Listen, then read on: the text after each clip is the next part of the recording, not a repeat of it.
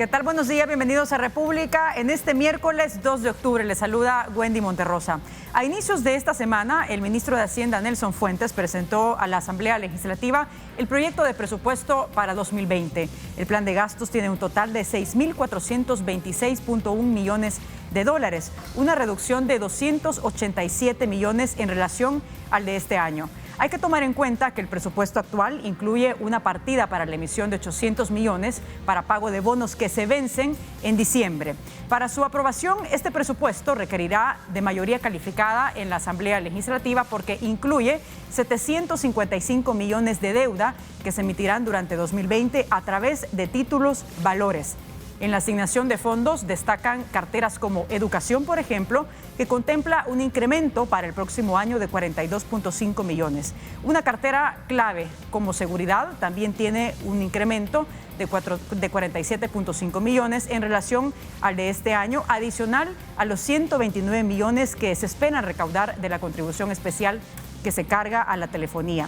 Otras instituciones como Medio Ambiente, que ya tenían un presupuesto bajo para este año, tendrá una reducción de poco más de 3 millones de dólares. De estos y otros temas hablaremos en la entrevista de esta mañana. Comenzamos.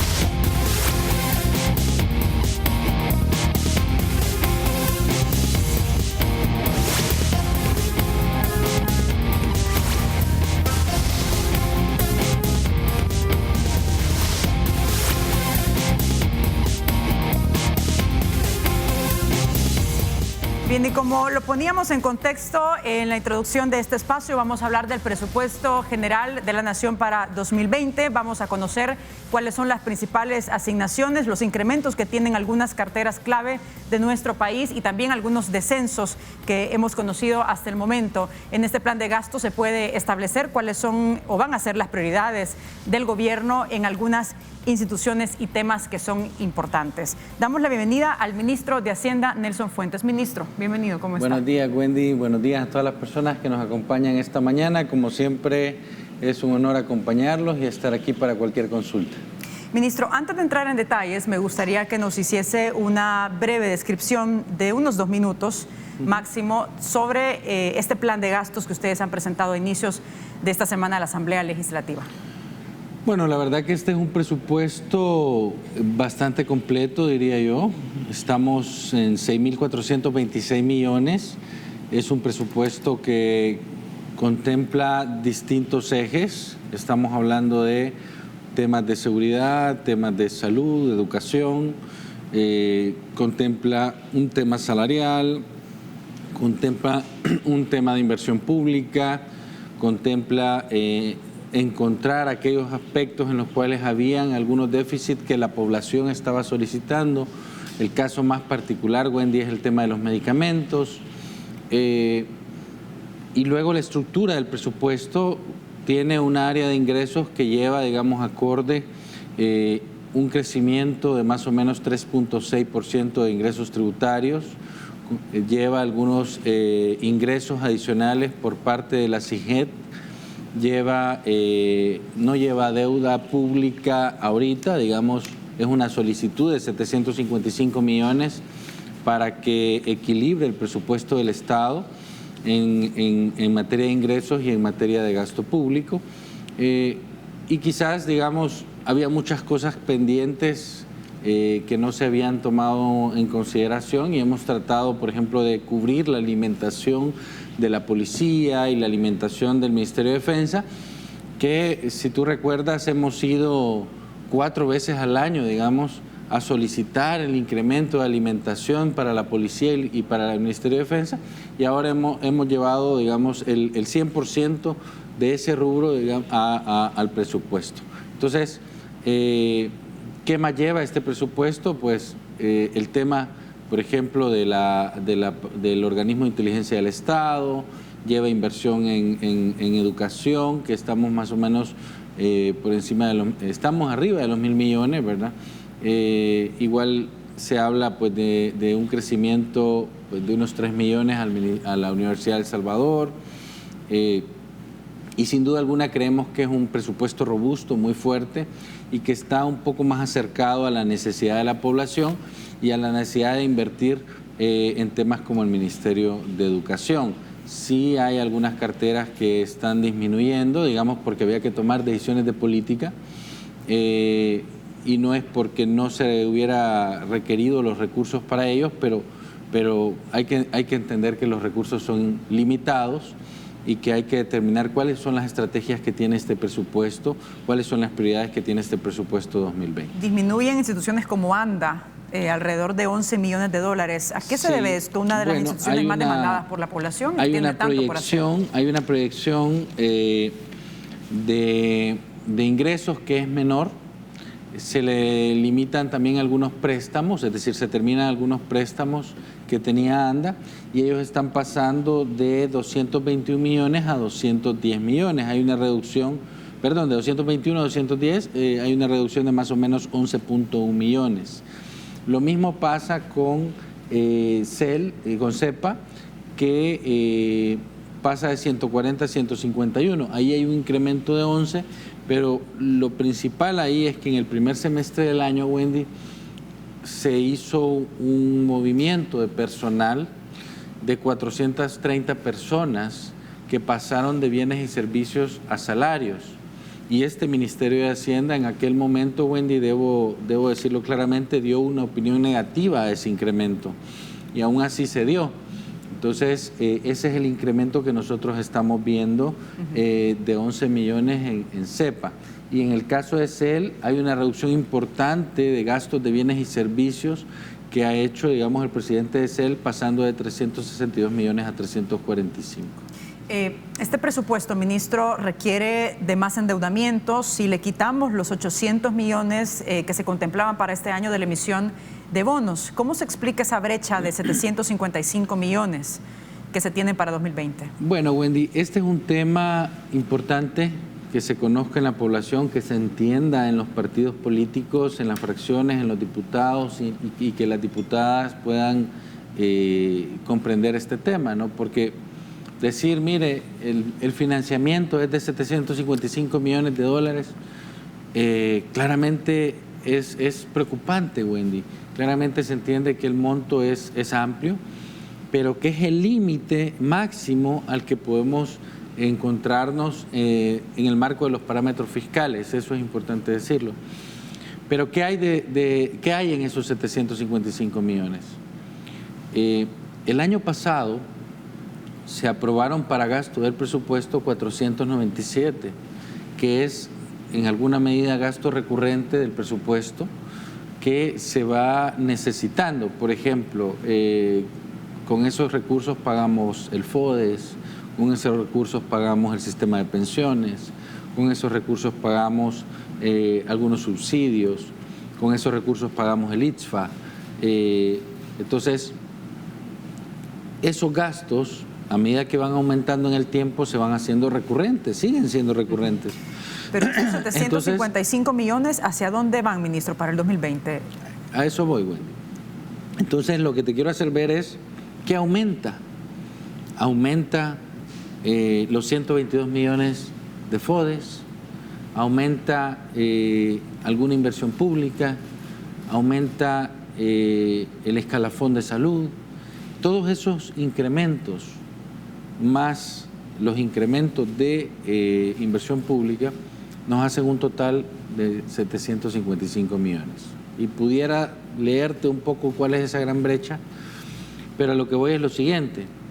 Cuando los medios me preguntan, Wendy, ¿en qué se va a ocupar? Se va a ocupar en el gasto del presupuesto.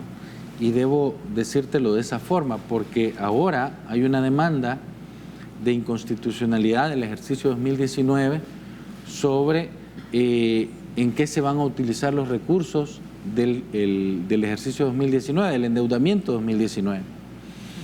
Y la Constitución nos mandata a que el conjunto de ingresos debe ser en equilibrio con el conjunto de gastos. Y cuando incorporamos el financiamiento de la deuda pública en el total de los ingresos del Estado, forman parte de un solo conjunto que en materia financiera une el presupuesto de ingresos y gastos. Esos ingresos van a financiar ese gasto. Entonces, ¿cometeríamos un error? Sí, jurídicamente, constitucionalmente, yo me pongo a decir, mire, con esos 755 millones, yo voy a financiar los 397 de pensiones. No, son características ilustrativas que nos dan un llamado de qué es lo que está incrementando en el año. Pero que explica este déficit que se tiene de 55, pero en realidad, la diferencia entre los ingresos y los gastos. El equilibrio debe ser que ese total de ingresos debe financiar el total de gasto público. Me gustaría que a propósito, ministro, viéramos un tuit que puso recientemente el economista Rafael Lemus sobre el tema del presupuesto. Si lo podemos poner, por favor, en pantalla. Dice, el total del presupuesto 2020 no es comparable con 2019. Dice, el efecto de refinanciamiento de eurobono de 800 millones esconde la realidad. El gasto total aumenta y también el financiamiento que afecta el saldo de deuda que piden se cierre. Y ahí tenemos una tablita, ministro, que dice presupuesto 2019 votado y proyecto de presupuesto 2020. Total de gastos para 2019, 6.713.2 millones y para 2020, 6.426.1 millones. La parte de abajo dice total de gastos excluyendo los 800 millones de eurobonos, donde determina que para 2019 es de 5.913.2 y para 2020 de 6.426. Es decir, el gasto aumenta en 512.9 millones de dólares. ¿Cómo se explica esto? Bueno, Wendy, la verdad es que no sé por qué Rafael dice no se está ocultando o no se está explicando. La verdad que en ningún sentido nosotros hemos hecho ese cuadro. Nosotros no hemos sido quien lo ha elaborado y no sé por qué razón dice no se está explicando si el presupuesto es uno. Esa es una matemática simple que debemos hacer de 6.700 menos 800 me da 5.900. Pero si el gasto aumenta en 512 millones. 5.900 menos 6.426 me da 527 millones. Pero le pregunto, eso si, es una matemática simple. Si el gasto aumenta en 512 millones. Por supuesto que sí, Wendy. Okay. O sea, debemos decirlo claramente. Es decir, yo no sé de dónde Rafael saca que se está ocultando. Si esa es una simple suma y resta. Entonces, y cualquier persona, me extraña un economista, puede hacer una división, una resta como esa, ¿verdad? Efectivamente. Veamos en qué hay 527 millones de más. Hay inversión pública, hay escalafones, hay alimentación, hay medicamentos. Y creo que es importante decírselo a la población. Mire, si la población no quiere medicamentos, pues no votemos por los medicamentos. Pero yo creo que todos necesitamos medicamentos. Si la población considera que la alimentación del Ministerio de Defensa y la alimentación de la Policía Nacional Civil no se requiere, pues no se vota por eso. y hablémoslo. Yo sí creo que es una prioridad de gobierno y evita el estar año con año yendo a la Asamblea más de 3 veces a ir a buscar recursos de alimentación. Ordenemos el presupuesto, eso es lo que queremos hacer. Bien, tenemos que hacer una pausa, pero al regresar me gustaría que nos enfocáramos en la parte del déficit fiscal, cómo queda este proyecto de presupuesto con la ley de responsabilidad fiscal y algunas carteras que son importantes como educación, seguridad y salud. Regresamos, no nos cambien.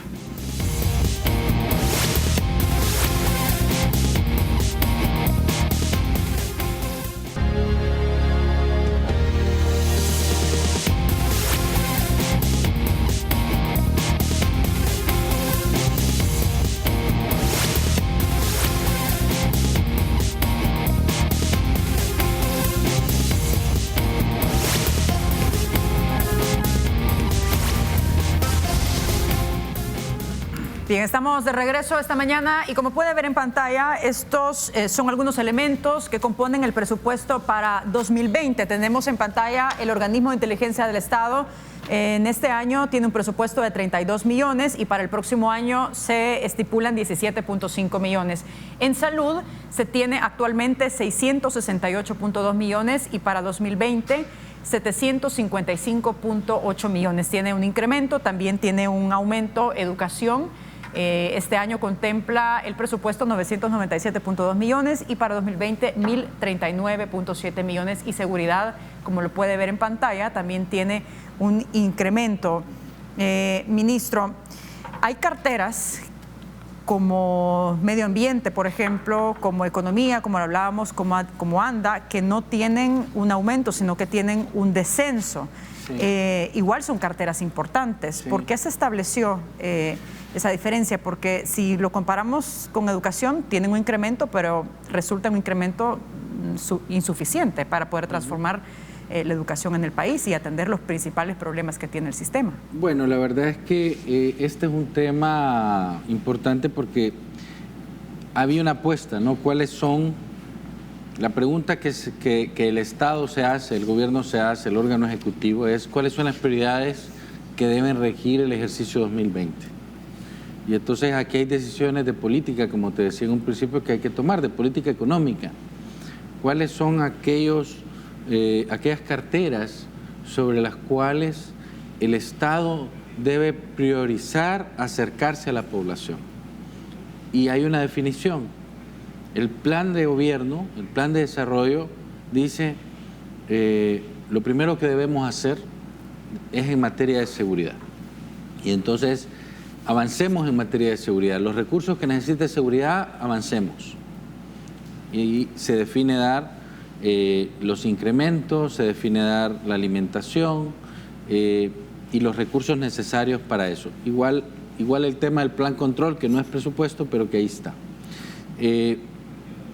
Segundo, salud pública. Es necesario, digamos, mantener el escalafón, es necesario aumentar los medicamentos y llegamos a 85 millones de dólares y priorizar el sistema de salud pública. ¿Cuánto se contempla para el escalafón en materia de salud? Lleva casi 24 millones, casi 24 millones. Y de ahí entramos al área de educación. No es posible, digamos, que porque tengamos restricciones fiscales no logremos tener un poquito de inversión pública en educación.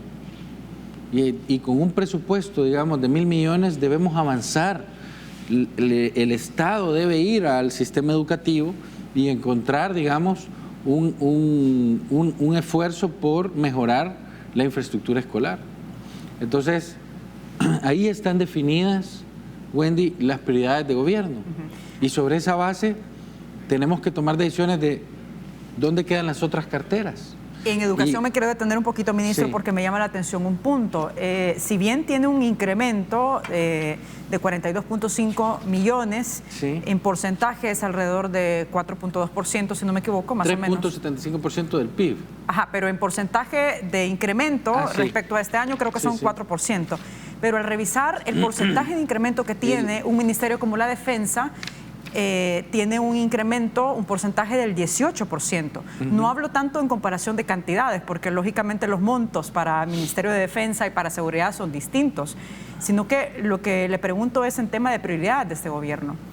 ¿Por qué el porcentaje de incremento en el Ministerio de Defensa es 18% y en educación es solamente el 4%? A lo que te estaba refiriendo, Wendy. El Ministerio de Defensa, ¿dónde lleva el incremento? Lleva el incremento en aquello donde tenía déficit. La cartera de defensa tenía déficit en alimentación de los soldados, de la tropa. Entonces se le está dando la alimentación de la tropa. Ese es el incremento que reciben. ¿Por qué? Porque si no nos encontramos con que a mitad de año, en el 8º mes, mire, los soldados no han recibido los recursos para la alimentación. Y adicionalmente a eso, el conjunto de defensa y la Policía Nacional Civil tienen el llamado que hace el presidente de decir, mire, de la contribución especial a la seguridad se le va a pagar $100 mensuales adicionales. Eso implica que de $400 que se pagan trimestralmente vamos a pasar a $700. Y eso requiere una reforma que nosotros vamos a mandar a la Asamblea en los próximos días. Es decir, seguridad y defensa tienen aparte del presupuesto lo de la contribución especial y préstamos que ustedes han solicitado en la Asamblea Legislativa. ¿Por qué? Porque tenemos la claridad que si queremos... Es decir, tienen varios fondos. Si queremos encontrar, Wendy, realmente la solución o avanzar en la solución del tema de seguridad, tenemos que apostar porque es la raíz del problema. Y eso nos va a dar otros niveles de crecimiento en el tema de inversión privada, inversión pública, de bienestar social. El déficit fiscal para el próximo año se sitúa, ministro, en el 3.1%. Sí. ¿No se está entrando de nuevo a un círculo peligroso? Es decir, en el sentido que esto puede presionar aún más las finanzas públicas, hay que tomar en cuenta el bajo crecimiento económico que tenemos y el alto endeudamiento. Vaya, Wendy, esta parte es importante, digamos, yo sé que seguramente nos están escuchando pues televidentes, centros de pensamiento, universidades, y es importante aclararlo. El déficit que se proyectó para el ejercicio de 2019 era de 3.2% del PIB. Al cierre del año nosotros hemos determinado que podemos disminuir 0.1 y en la proyección del presupuesto 2020 para este año estamos calculando que el déficit fiscal disminuye de 3.2 a 3.1. Entonces, ¿qué pasa para el ejercicio 2020? Para el ejercicio 2020 estamos procurando que esa reducción de 3.2 a 3.1 se mantenga y hemos presentado un presupuesto con un déficit de 3.1 y una deuda pública que baja o que bajaría de 70.3 a 70.2 sí, con un escenario de crecimiento, y esto es importante, con un escenario de crecimiento base, el más moderado que presentó el Banco Central de Reserva para el ejercicio 2020, de 2.5%, porque el escenario, el abanico que presenta el Banco Central es que el crecimiento para el ejercicio 2020 puede rondar entre 2.5 y 3%. Y entonces nosotros hemos tomado el escenario más bajo de crecimiento del Banco Central. A propósito, ministro, me gustaría que viéramos una publicación de LPG que destaca también lo que dijo Moody's. Dice, el déficit fiscal aumentará el próximo año. La creciente cuenta de intereses presiona el déficit fiscal del gobierno al 3.2% del PIB en 2020, tras un 3.1% este año. En general, estimamos que la deuda aumentará al 70.7% del PIB en 2020, desde un 70.4% este año. ¿Qué puede decir sobre lo que está valorando Bueno, lo Moody's? Que está hablando primero Moody's, quizás, Wendy, yo la verdad es que ayer tuve una discusión con mi equipo, una plática con mi equipo, y es que yo les preguntaba, ¿y de dónde saca los datos Moody's? Porque no nos lo pidió a nosotros. Fitch Rating hizo lo mismo. Viene y sacan 2 comunicados de prensa en menos de 24 horas de que el presupuesto salga a publicarse, o se publicó. Es decir, salimos en los medios, presentamos el presupuesto y al día siguiente, a mediodía, ya estaban publicados los dos planteamientos, tanto de Fitch como de Moody's. Y el presupuesto del Estado se subió a la web alrededor de la 1:30. Entonces, ¿de dónde saca los datos Moody's? Si son medios periodísticos, me parece muy informal el anuncio que hacen las 2 calificadoras de riesgos, porque no tienen la información y están basándose en su análisis que llevaron a cabo en agosto y en julio. Entonces, donde ahora anuncio que el déficit va a bajar, sinceramente yo voy a hablar con ellas y les voy a preguntar de dónde sacan la información. Cuando ellos hablan de deuda pública, por ejemplo, ¿deuda pública cuál? ¿Verdad? Porque la deuda pública que reconoce el Banco Central incorpora a los bancos públicos, de la cual yo no sudo la camiseta porque ellos la pagan. Pero si se refiere a la deuda pública del sector público no financiero, es la que yo estoy diciendo. Es 70.3 para este año y 70.2 para el otro. Entonces, hay que definir, Wendy, claramente a qué datos se está refiriendo las dos calificadoras, porque me extraña que todavía el presupuesto no había sido publicado cuando ya habían sacado el comunicado. Entonces, es muy difícil para mí hacer valoraciones en base a un dato que me parece muy incierto. Vamos a hacer una pausa y al regresar me gustaría que nos detuviéramos en un aspecto importante y es el presupuesto del Organismo de Inteligencia del Estado. Regresamos en breve.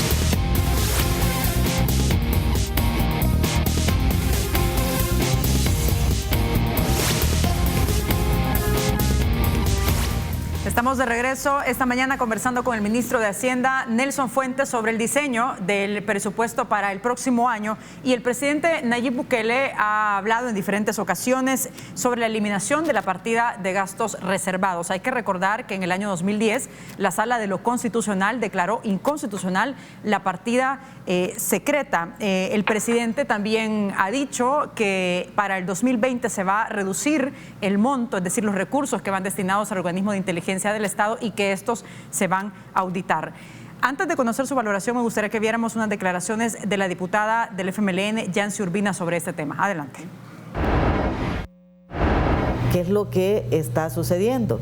Es que evidentemente en el presupuesto de hoy se consigna 17 millones para la partida del organismo de inteligencia del Estado, pero hay un dato muy interesante y es que en el mismo presupuesto de presidencia se incrementa la dirección de gastos institucionales. Entonces se incrementa en el doble. Por ejemplo, tenía 11 millones y hoy tiene 21 millones, es decir, se duplicó esa otra partida ahí mismo en el ámbito de dirección de asuntos administrativos de parte de la Presidencia de la República. Entonces, básicamente podemos estar frente a un movimiento de partidas presupuestarias que es posible que lo estemos haciendo. A ver, la diputada dice se disminuye los fondos para la OIE para 2020, pero se incrementa, dice, la dirección de gastos institucionales de Casa Presidencial. ¿Cómo se explica esto? Bueno, Wendy, primero es bueno explicar qué pasó con el organismo de inteligencia del Estado en el ejercicio 2019. Y yo más que nadie lo puedo decir. Yo le pedí y le recomendé a los secretarios y al expresidente Sánchez Serén que el organismo de la inteligencia del Estado se transparentara. ¿Ya? ¿Por qué? Porque estaba por ahí en la Secretaría Privada, en la línea gastos reservados, pero nadie sabía que ahí estaba OIE. Entonces, por transparencia, era necesario, digamos, sacarlo de la Secretaría Privada y ponerle un número de unidad. Y se encontró la unidad 10 del organismo de inteligencia del Estado. Y entonces, esa unidad 10, su partida contable, seguía siendo la partida que se llama gastos reservados, que es la 54315, según el manual de clasificación contable. Entonces, este año el presidente toma una decisión y el presidente Bukele dice se elimina la partida de gastos reservados, pero hay gastos del organismo de inteligencia del Estado que se manejan, que son temas propios de seguridad, protocolo, etcétera. Entonces, eliminamos de la clasificación del ejercicio 2020 y en adelante la partida 54315. Y quisiera que me hiciera el favor la Cámara de acercarse, y este es el detalle de el organismo de inteligencia del Estado en sus 3 niveles. Y aquí tú puedes ver, Wendy, los rubros presupuestarios, la 54301, la 54201, la 54203, la 54314, la 51999, la 54. Nos olvidamos de la 54.315. A ver, se elimina entonces la 54.315. ¿Cuál es el código actual que tiene la OIE? Tiene varios códigos, es decir, está ¿Pero la cómo unidad lo podemos 10. identificar nosotros en el presupuesto? Míralo tú. Está en el rubro 51, que son remuneraciones, en el rubro 54, que son bienes y servicios, ¿verdad? Y en el rubro 55, que son impuestos, tasas y derechos diversos. En esos rubros, tú encuentras el detalle de la OIE, totalmente transparente, sin ocultar ninguna información, y en ningún momento se está determinando que los montos de la OIE se encuentran en la partida de gastos reservados, porque ya no existe la partida a partir del 2020. Esto que dice la diputada Yancy Urbina, de que se incrementa esta dirección de gastos institucionales, Lo que está incrementando es, bueno, no está incrementando, la diferencia, digamos, de los recursos de la eliminación de plazas y la diferencia de lo que se recorta de la Secretaría de Inclusión Social se distribuye, digamos, en las secretarías nuevas que pertenecen a Casa Presidencial. Y ahí tenemos la Secretaría Privada, tiene 21.4 millones, la Secretaría Jurídica 1.2, Innovación, que es una secretaría nueva que requiere mucha inversión en tecnología, lleva 6.5 millones. El Instituto Nacional de la Juventud lleva 4.4, pero adicionalmente, Wendy, es importante aclararte esto o aclararle a la población que en la cartera Presidencia de la República también está el INDES, y el INDES lleva 7 millones para deporte. 7 millones para deporte. 7 millones adicionales. Adicionales, que involucran un beneficio para todas las federaciones deportivas de El Salvador. Ahora, entonces, ministro, con eso creo que es importante que aclaremos la información. Entonces, porque tiene este incremento el INDES, usted dice que se puede justificar este incremento que tiene la dirección de gastos. No digo que se pueda justificar, Wendy. Lo que trato de hacer es explicar la veracidad de la información que está en el papel. Es decir, allá, digamos, los que queramos tomar una posición política o no, mi deber es presentar la realidad y decir, esto es lo que tiene Casa Presidencial. A ver, de acuerdo con lo que usted ha dicho en anteriores ocasiones, de los fondos que tiene actualmente el Organismo de Inteligencia del Estado para este 2019 son 32 millones. ¿Cuánto se ha ejecutado hasta el momento, ministro, de esto? Más o menos, bueno, la administración anterior cerró con el 40%, es decir, que restaban todavía 20 millones de gasto. Y no tengo la información de gasto, pero supongo que eso rondará más o menos los 15 millones que todavía tiene. ¿Desconoce entonces hasta el momento cuánto ha utilizado el gobierno actual para de esos fondos del Organismo de Inteligencia del Estado? No lo he visto. Ok. Vamos a ver comentarios y preguntas que nos han llegado en nuestras redes sociales sobre el tema del presupuesto general para 2020. Si lo podemos poner, por favor. Dice Naida Acevedo Medrano, si se prevé en algún momento alguna reforma fiscal progresiva. Vamos con Luis Betaglio, dice, ¿será posible socar más el cincho para reducir al mínimo el endeudamiento? Nos dice Luis. Roberto dice, ¿el escalafón del MinSal va completo? Gracias, por favor, me le pregunta. Dice, ok. Joana dice, buenos días, en la entrevista con el ministro de Hacienda pregunta sobre el bono a policías y soldados, ¿cuándo será depositado? Ya que nadie habla al respecto. Ministro. Bueno, comencemos por la última.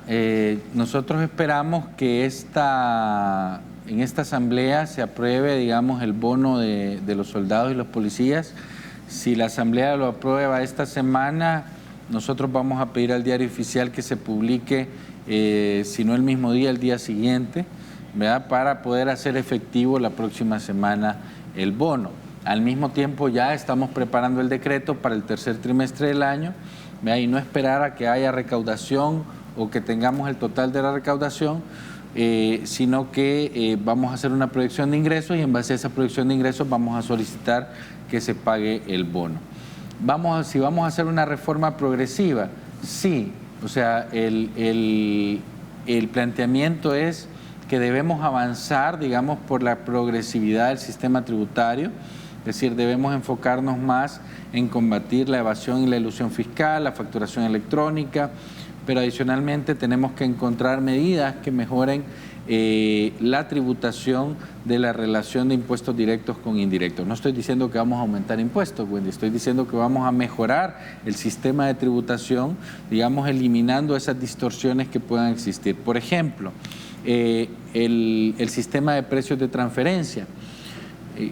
Los precios de transferencia de la OCDE nos dicen que eso va a minimizar las formas en que podemos medir los costos y gastos que tiene una matriz con una filial, de tal manera que a la hora que presentan su declaración de impuestos sobre la renta no sobreevalúen sus costos y a mí me toque hacer una evaluación de mercado que no está contemplada, digamos, en las reglas de la OCDE. Entonces tenemos que presentar una reforma a los precios de transferencia para que tanto el empresario como la administración tributaria podamos tener claro qué método de precios de transferencia vamos a ocupar para medir los costos de las empresas. Entonces eso nos ayuda a mejorar la progresividad del sistema en las personas jurídicas. Ministro, yo al inicio en otro tema le preguntaba sobre el escalafón en salud. ¿Cómo queda este escalafón exactamente y los otros escalafones en educación y también en la Policía Nacional Civil? Los escalafones van completos, Wendy. El año pasado se dieron 23 millones y ahora se están dando un poco más. Si me das un segundo, sí. Lleva 25.2 millones entre escalafón docente y administrativo y el complemento del incremento salarial del personal administrativo. Eso es lo que lleva. Adicionalmente, el escalafón de la UE lleva 3.2 millones. Perdón, estoy hablando de educación, Wendy. Okay. Discúlpeme aquí las personas. El escalafón de salud lleva 23.8 millones. Los que había dicho antes eran los de educación. De ahí estamos financiando en salud la adquisición de medicamentos adicionales por 33.5, eso nos llega a ser 85 millones. Estamos creando las 1.209 plazas de los jóvenes que no tenían plazas en Fosalud y que no se les estaba pagando. Entonces, ¿y el de salud cubre el 100% de los empleados, este escalafón? Sí, cubre el 100%. Es decir, el año pasado presentamos, si tú te recuerdas, un escalafón de 18 millones. Sí. Y eso se pasó a 22 punto y algo millones, casi 23. Este año estamos presentando los 23.8 millones. Le preguntaba también al inicio sobre cómo queda este proyecto de presupuesto con la Ley de Responsabilidad Fiscal, que es la que al final fija los parámetros fiscales, aquellos indicadores en los que se debe cumplir de acuerdo a la situación de las finanzas públicas. ¿Cuáles son los parámetros que debemos cumplir? Bueno, dice que al 2021 debemos lograr que el crecimiento de los gastos de consumo no debe crecer más que la economía. Por eso nosotros presentamos que los salarios y los bienes y servicios están más o menos en 3.3% del PIB, que es el crecimiento más la inflación, el crecimiento real más la inflación. Pero nuestra meta, Wendy, es el balance primario. El balance primario para el ejercicio 2020, la meta es 0.8.